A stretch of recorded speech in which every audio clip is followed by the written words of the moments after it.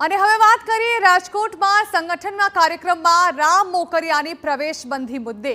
તો ગઈકાલે આ ઘટના સામે આવી, જ્યાં રાજ્ય સરકારના કોઈ પણ કાર્યક્રમ અથવા કોઈ પણ જાતના સંગઠનના કાર્યક્રમમાં રામ મોકરિયાને પ્રવેશબંધી પર વાત ઉઠી હતી। ત્યારે હવે કથિત પ્રવેશબંધી મુદ્દે શહેર ભાજપ પ્રમુખ માધવ દવે ફેરવી તોડ્યું છે। માધવ દવે દાવો કર્યો છે કે રામ મોકરિયા મુદ્દે કોઈ સૂચના નથી આપવામાં આવી।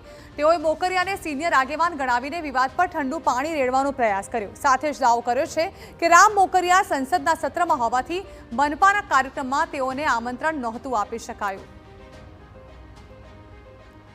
આ બાબતનો મેં એક પણ પ્રકારનો સંદેશો આપેલો નથી। પહેલાં તો હું એ ચોખવટ કરી દઉં, રામભાઈ અમારા સંસદ સભ્ય છે, રાજ્યસભાના સભ્ય છે, અને આવી કોઈ વાત છે નહીં કે અમે કંઈ એને ના પાડેલી નથી કે આવું કોઈ સૂચના આપવાની કે એવી કોશી જ વાત છે નહીં। તો મહત્વનું છે કે સાંસદ રામ મોકરિયાને સંગઠનના કાર્યક્રમમાં હાજર રહેવાની મનાઈ ફરમાવી હોય તેવા શહેર ભાજપ પ્રમુખ માધવ દવેના કથિત દાવાથી રાજકોટની રાજનીતિ ગરમાઈ હતી। માધવ દવે ભાજપ સંગઠન અને આરએમસીને મૌખિક સૂચના આપી હોવાના અહેવાલ વહેતા થયા હતા। તેમણે આપેલી મૌખિક સૂચના મીડિયામાં જાહેર થઈ જતા વિવાદ સર્જાયો હતો।